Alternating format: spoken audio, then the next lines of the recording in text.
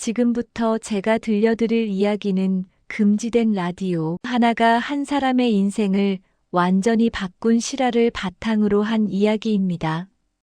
2009년 평양. 거대한 공연장에 수십만 명의 관중이 모였습니다. 무대 위에는 화려한 저고리를 입은 22살의 여인이 서 있었죠. 그녀의 이름은 혜진. 북한에서 가장 주목받는 성악가였습니다. 조명이 그녀를 비추자 수십만 명의 시선이 한 점으로 모였습니다. 그녀가 입을 열자 시간이 멈춘 듯 했습니다. 그 목소리는 맑고 강하고 완벽했습니다. 심지어 최고 지도자도 그녀의 노래에 완전히 매료되어 있었죠. 하지만 그날 밤 그녀는 모든 것을 버리고 목숨을 건 탈북을 시작합니다. 왜일까요?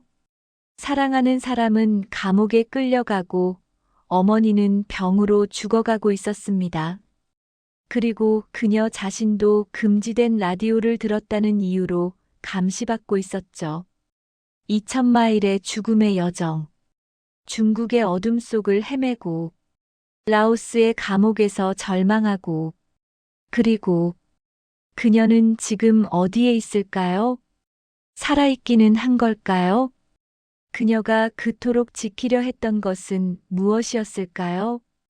이 질문의 답을 알고 싶으시다면 잠시만 구독 버튼 위에 손가락을 올려두세요. 왜냐하면 이 이야기를 들은 후 당신은 분명 다음 이야기도 듣고 싶어질 테니까요. 그리고 만약 단 1초의 시간이 있다면 좋아요도 눌러주세요. 그것은 단순한 클릭이 아닙니다. 그것은 아직도 자유를 꿈꾸는 2,500만 북한 주민들에게 보내는 당신의 응원입니다. 자, 준비되셨나요? 그럼 처음부터 차근차근 들려드리겠습니다. 한 소녀가 어떻게 국가의 꼭두각시에서 자유의 목소리가 되었는지, 그 놀라운 여정을 말이죠. 혜진이 태어난 것은 1987년 평양의 한 음악 명문가였습니다. 아버지는 국립 오케스트라의 바이올린 수석 연주자였고, 어머니는 국립 발레단의 주역 무용수였죠. 음악은 그들 가족의 일상이자 동시에 족쇄였습니다. 6살 때의 일입니다. 혜진이 처음으로 이웃들 앞에서 노래를 불렀을 때 모두가 숨을 멈췄습니다. 천사가 내려온 것 같다. 한 이웃이 그렇게 말했죠. 하지만 북한에서 남다른 재능은 축복이자 저주입니다. 7살 혜진은 국가특수예술학교에 입학했습니다. 수백 대 1의 경쟁률을 뚫고 들어간 그곳은 학교라기보다는 국가의 선전 도구를 만드는 공장에 가까웠습니다. 매일 새벽 5시 기상, 12시간의 혹독한 훈련, 성악, 무용, 그리고 끝없는 정치 교육. 혁명은 절대적이다. 위대한 지도자의 사상만이 진리다. 이 문장들을 하루에도 수십 번씩 반복해야 했습니다. 마치 뇌를 세척하듯이 말이죠. 하지만 혜진은 견뎠습니다. 아니, 오히려 더욱 뛰어난 성과를 보였죠.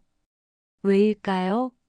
그때는 그녀 자신도 몰랐습니다. 자신이 무엇을 잃어가고 있는지를. 10살이 되던 해 혜진은 처음으로 큰 무대에 섰습니다. 청소년 예술제였죠. 그녀가 노래를 시작하자 심사위원들의 표정이 변했습니다. 감동이었을까요? 아니면 두려움이었을까요? 이 아이는 특별하다. 국가가 관리해야 한다. 그날 이후 혜진의 삶은 더욱 엄격하게 통제되기 시작했습니다. 시간이 흘러 2005년 혜진은 18살이 되었습니다. 그해 여름 그녀는 중국 국경 근처에 사는 친척을 방문할 기회가 있었습니다. 공식적으로는 단순한 가족 방문이었지만 실제로는 병든 고모를 돕기 위한 방문이었죠. 그곳에서 혜진은 운명을 바꿀 물건을 발견합니다. 작은 라디오. 이건 뭐예요? 혜진이 물었습니다. 고모는 주위를 살피며 조용히 말했죠. 중국 방송을 들을 수 있는 거야. 하지만 절대 아무에게도 말하면 안 돼. 호기심에 혜진은 라디오를 켰습니다. 그리고 그녀의 세계가 무너지기 시작했습니다. 라디오에서는 처음 듣는 음악이 흘러나왔습니다. 자유롭게 사랑을 노래하고 슬픔을 표현하고 기쁨을 나누는 음악들. 북한에서는 상상도 할 수 없는 노래들이었죠. 이게 음악이구나. 혜진은 깨달았습니다. 자신이 지금까지 부르던 것은 음악이 아니라 선전이었다는 것을. 자신의 목소리는 자신의 것이 아니라 국가의 것이었다는 것을. 평양으로 돌아온 후에도 혜진은 그 라디오를 잊을 수 없었습니다. 몇 달에 한 번씩 고모를 방문한다는 핑계로 국경 지역을 찾았고, 그때마다 몰래 라디오를 들었습니다. 그러던 어느 날 혜진은 실수를 했습니다. 학교 연습실에서 친구들과 쉬고 있을 때였죠. 누군가 북한 가요를 흥얼거렸고 혜진은 무심코 말했습니다. 그 노래 말고 다른 걸 들으면 좋을 텐데. 순간 정적이 흘렀습니다. 다른 거라니? 친구 하나가 물었죠. 혜진은 재빨리 수습했습니다. 아니, 그냥 우리가 배우는 노래 말고 다른 우리 노래들 말이야.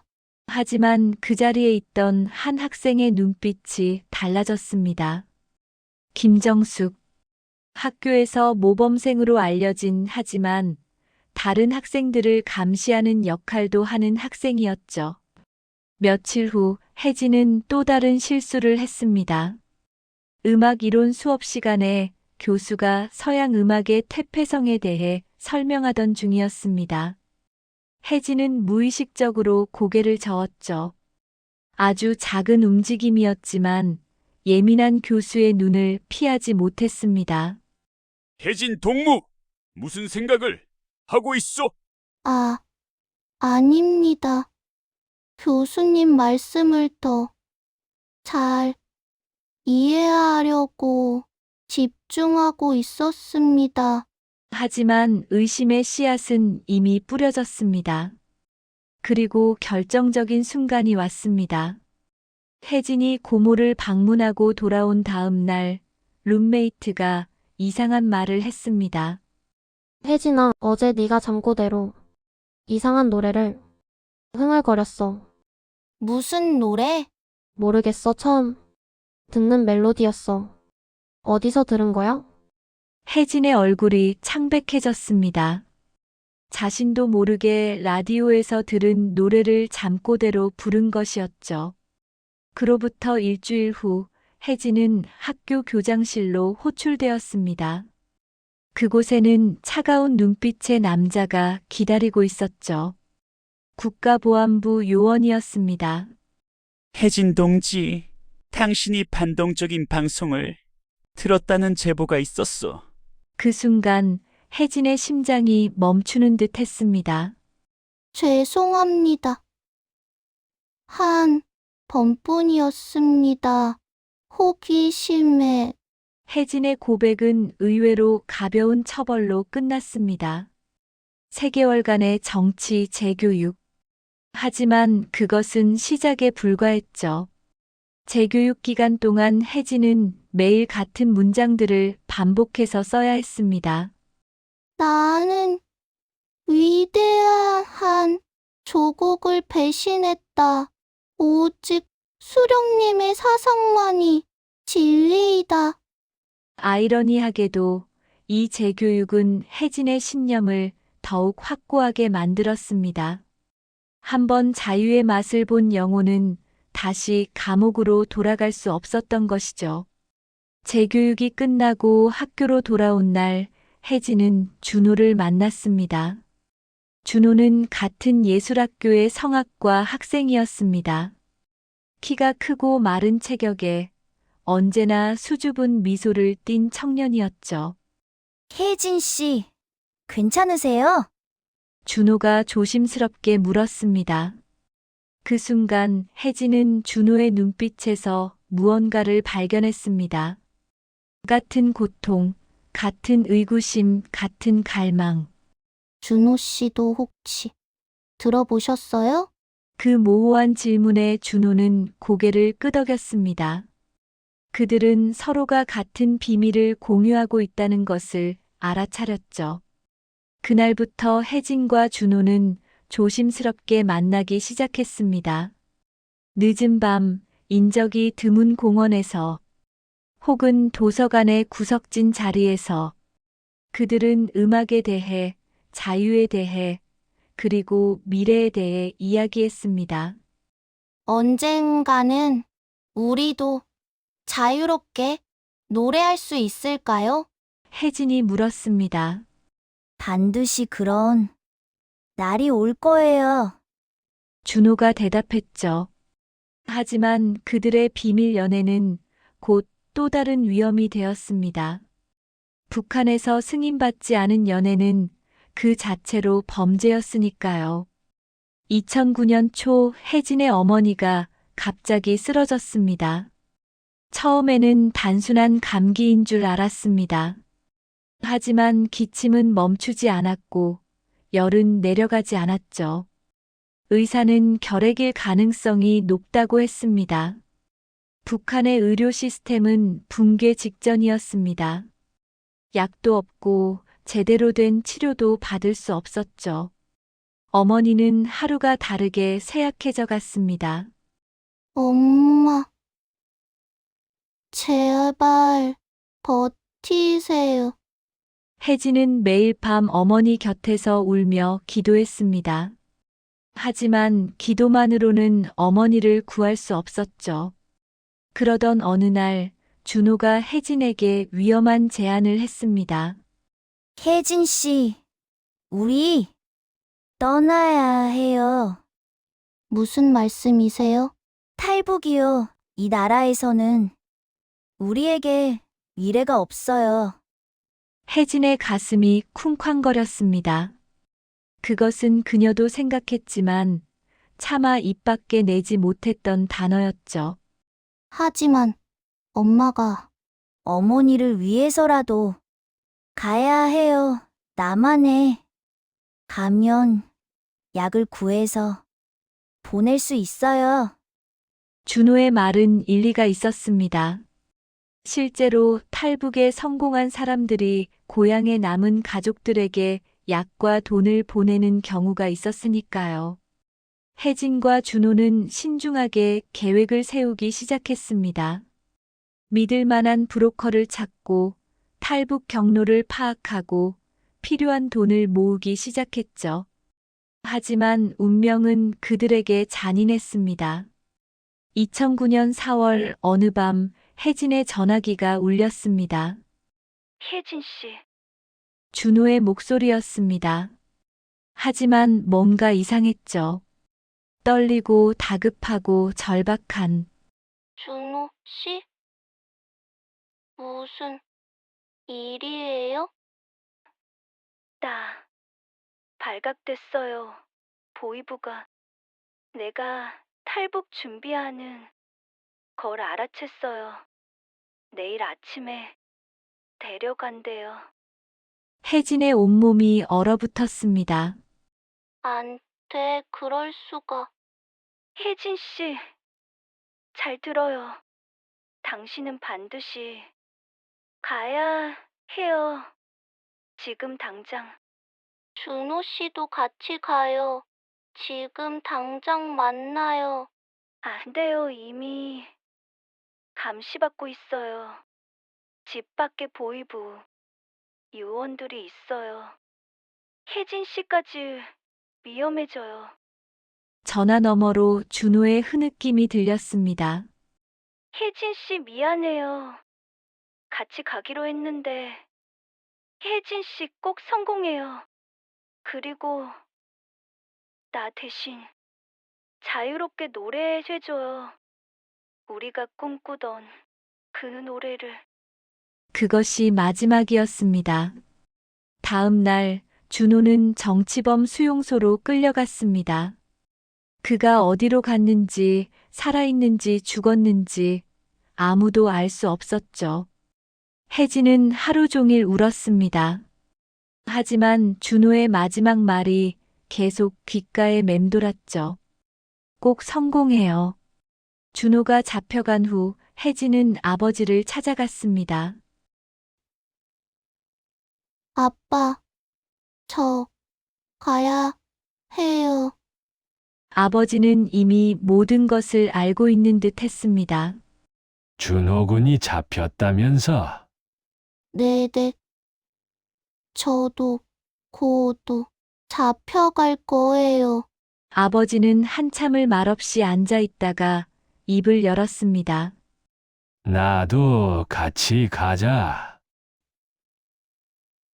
아빠, 너와 내 동생만 보낼 수는 없다.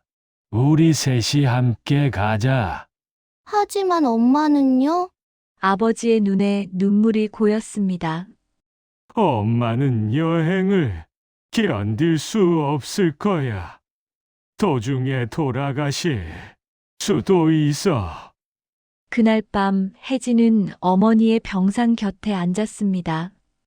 엄마, 저희가 가야 해요. 어머니는 약하게 미소 지었습니다. 알아가거라. 엄마, 울지 마. 이건 누구의 잘못도 아니야. 살아남아. 그리고 자유롭게 노래해. 내가 노래하는 걸 여기서도 들을 수 있을 거야. 2009년 4월 20일 새벽, 혜진, 아버지, 그리고 남동생은 평양을 떠났습니다. 뒤돌아본 평양의 불빛이 점점 멀어져 갔습니다. 그곳에는 병든 어머니가, 감옥에 갇힌 준호가 남아 있었죠. 혜진은 속으로 맹세했습니다. 꼭 성공할게요. 그리고 당신들의 이야기를 세상에 알릴게요. 평양에서 출발한 기차는 북쪽으로 향했습니다. 혜진 가족은 위조 여행 증명서를 가지고 있었지만 언제 들킬지 모르는 상황이었죠. 기차 안에서도 그들은 서로 모르는 사람인 척 따로 앉아야 했습니다. 신의주에 도착한 후 그들은 브로커를 만났습니다. 작고 마른 체격의 중년 여성이었죠. 오늘 밤 11시 정각, 압록강 근처의 한 폐가. 그곳에서 그들은 다른 탈북자들을 만났습니다. 어린아이를 아는 젊은 엄마, 늙은 부부, 그리고 혜진 또래의 청년 하나. 강은 지금 수위가 높아요. 조심해야 합니다. 브로커의 말대로 압록강은 무서웠습니다.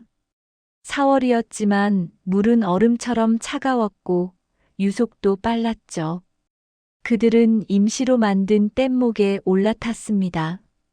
한 번에 너무 많이 타면 가라앉을 수 있어서 두 번에 나누어 건너야 했습니다. 첫 번째로 혜진과 아버지가 건넜습니다. 물살이 뗏목을 이리저리 흔들었습니다. 혜진은 필사적으로 균형을 잡으며 아버지의 손을 꼭 잡았죠. 조금만 더. 10분이 영원처럼 느껴졌습니다. 마침내 중국 땅에 발을 디뎠을 때 혜진의 온몸은 물에 젖어 덜덜 떨고 있었습니다. 곧이어 남동생도 무사히 건너왔습니다. 했어. 우리가 정말 했어. 하지만 안도하기에는 너무 이른 때였습니다. 이것은 2000마일 여정의 시작에 불과했으니까요. 중국에서의 생활은 또 다른 악몽이었습니다. 낮에는 숨고 밤에만 이동했습니다. 중국 공안에 잡히면 곧바로 북한으로 송환되고 그것은 곧 죽음을 의미했죠. 브로커는 그들을 여러 안전가옥으로 옮겨 다녔습니다. 선양, 대련, 청도. 도시에서 도시로 그들은 유령처럼 이동했습니다. 한 달이 지났을 무렵 그들은 운남성에 도착했습니다. 라오스 국경이 가까워지고 있었죠. 여기서부터가 진짜 위험해요. 새로운 브로커가 말했습니다. 산을 넘고 정글을 지나야 해요. 혜진은 지쳐 있었습니다. 하지만 포기할 수 없었죠. 어머니와 준호와의 약속이 그녀를 지탱했습니다. 마침내 라오스 국경에 도착했을 때 또 다른 문제가 기다리고 있었습니다. 돈이 더 필요해요. 라오스 브로커가 말했습니다. 원래 가격의 2배. 그들에게는 돈이 없었습니다. 이미 가진 것을 모두 써버린 상태였죠. 일을 하세요. 식당에서 한 달이면 충분할 거예요. 충격적이었지만 어쩔 수 없었습니다. 별다른 선택이 없었습니다. 라오스의 작은 도시에서 혜진은 식당 일을 시작했습니다. 하루 12시간 테이블을 닦고 설거지를 했습니다. 한때 수십만 관중 앞에서 노래하던 그녀가 이제는 아무도 알아보지 못하는 불법 이주자가 되어 있었죠. 이게 내 인생인가? 어느 날 밤 혜진은 주방 구석에서 혼자 울었습니다. 하지만 그때 준호의 목소리가 떠올랐습니다. 꼭 성공해요. 그리고 자유롭게 노래해줘요. 그래. 여기까지 왔는데 포기할 수 없어. 한 달 후 겨우 돈을 모은 그들은 다시 길을 떠났습니다. 목적지는 비엔티안의 한국 대사관. 버스를 타고 가던 중 갑자기 차가 멈췄습니다. 경찰이었습니다. 모두 신분증을 보여주세요. 혜진의 심장이 미친 듯이 뛰었습니다. 그들이 가진 것은 조잡한 위조 신분증 뿐이었죠. 경찰이 혜진의 신분증을 들여다봤습니다. 의심스러운 눈빛이었죠. 끝났구나. 바로 그때 기적이 일어났습니다. 그만. 이 사람들은 제가 데려갈게요. 낯선 목소리였습니다. 혜진이 돌아보니 서양인 남자가 서 있었습니다. 호주 억양의 영어를 구사하는 백인 남성이었죠. 경찰과 그 남자가 무언가 이야기를 나누더니 경찰이 물러났습니다. 따라오세요. 남자가 한국어로 말했습니다. 혜진 가족은 영문도 모른 채 그를 따라갔습니다. 차 안에서 그 남자가 자신을 소개했습니다. 저는 마이클이라고 합니다. NGO에서 일하고 있어요. 탈북자들을 돕는 단체죠. 어떻게 저희를 쉐르파르노사 버스 터미널에서 봤어요. 탈북자들은 아나훈 알아볼 수 있죠. 그 불안한 눈빛을요. 혜진의 눈에서 눈물이 흘러내렸습니다. 왜 도와주시는 거예요? 마이클이 부드럽게 웃었습니다. 모든 사람은 자유로울 권리가 있으니까요. 그는 혜진 가족을 안전한 곳으로 데려간 후 한국 대사관까지 직접 안내했습니다. 대사관 문 앞에 서서 혜진은 다시 한번 물었습니다. 정말 감사합니다. 어떻게 보답해야 할지. 보답은 필요 없어요. 대신 당신도 누군가를 도와주세요. 그게 세상을 바꾸는 방법이에요.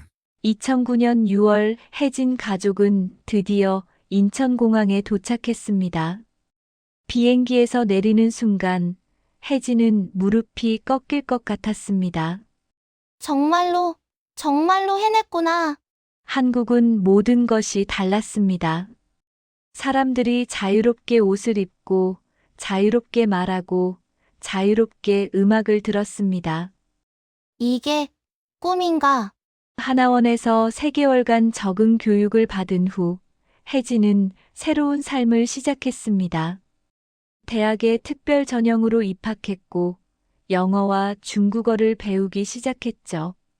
탈북 과정에서 만난 사람들에게 감사하는 마음으로 그녀도 다른 탈북자들을 돕는 활동을 시작했습니다. 그리고 가장 중요한 것, 그녀는 다시 노래하기 시작했습니다. 이번에는 진짜 자신의 목소리로. 2013년 혜진은 인생에서 가장 중요한 무대에 섰습니다. 캘리포니아에서 열린 TED 컨퍼런스. 수천 명의 청중 앞에서 그녀는 자신의 이야기를 시작했습니다. 안녕하세요. 저는 북한에서 온 혜진입니다. 45분 동안 그녀는 북한에서의 삶, 탈북 과정, 그리고 자유의 의미에 대해 이야기했습니다. 강연이 끝났을 때 청중들은 일제히 일어나 박수를 보냈습니다. 많은 사람들이 눈물을 흘리고 있었죠. 그 영상은 온라인에 공개된 후 빠르게 퍼져나갔습니다. 일주일 만에 100만 뷰, 한 달 만에 500만 뷰, 그리고 지금은 2100만 명이 넘는 사람들이 그녀의 이야기를 들었습니다. 댓글에는 전 세계 사람들의 응원이 쏟아졌습니다. 당신의 용기에 감사합니다. 북한 사람들을 위해 기도합니다. 당신은 진정한 영웅입니다. 하지만 혜진에게 가장 의미 있었던 것은 한 탈북자가 남긴 댓글이었습니다. 언니, 나도 언니처럼 되고 싶어요. 희망을 주셔서 감사해요. 2013년 5월 혜진은 뜻밖의 소식을 들었습니다. 호주 방송국에서 연락이 온 것이죠.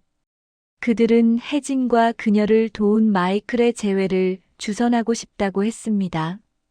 방송 스튜디오에서 4년 만에 마이클을 다시 만난 순간 혜진은 그만 울음을 터뜨리고 말았습니다.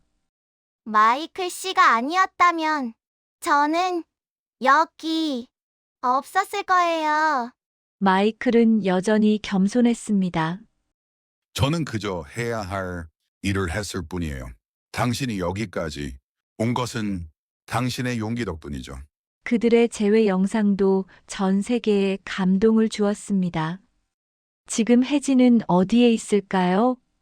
그녀는 여전히 한국에서 살고 있습니다. 대학을 졸업하고 국제 NGO에서 일하며 탈북자 지원 활동을 계속하고 있죠. 그리고 가끔 공연도 합니다. 이제는 진정한 자신의 목소리로 노래하면서요. 하지만 그녀는 여전히 악몽을 꿉니다. 어머니의 마지막 모습, 준호의 마지막 목소리. 그들은 지금 어디에 있을까요? 혜진은 매일 그들을 위해 기도합니다. 그리고 언젠가 다시 만날 수 있기를 희망하죠. 여러분, 이것이 혜진의 이야기입니다. 한 사람의 용기가 어떻게 세상을 바꿀 수 있는지 보여주는 이야기. 절망 속에서도 희망을 잃지 않은 이야기. 그리고 자유가 얼마나 소중한지 일깨워주는 이야기. 혜진이 찾던 목소리, 그것은 이제 더 이상 금지되지 않습니다. 그것은 세상을 향해 울려 퍼지고 있습니다. 북한에 남겨진 2,500만 명을 대신하여, 감옥에 갇힌 준호를 대신하여, 그리고 병상에서 딸의 노래를 기다리는 어머니를 대신하여, 만약 이 이야기가 당신의 마음에 작은 울림을 주었다면, 당신도 누군가의 마이클이 될 수 있습니다. 당신도 누군가의 희망이 될 수 있습니다. 자유는 당연한 것이 아닙니다. 그것은 누군가의 희생과 용기로 지켜지는 것입니다. 이 이야기를 들으신 여러분, 혜진이 만약 당신의 가족이었다면 당신은 어떤 선택을 했을까요? 준호의 입장이었다면 사랑하는 사람을 떠나보낼 수 있었을까요? 그리고 당신에게 자유란 무엇인가요? 댓글로 여러분의 생각을 들려주세요. 특히 이 이야기에서 가장 가슴 아팠던 순간이 무엇이었는지 궁금합니다. 그리고 혹시 당신도 누군가에게 마이클 같은 존재가 된 적이 있나요? 그 이야기도 듣고 싶습니다. 감사합니다.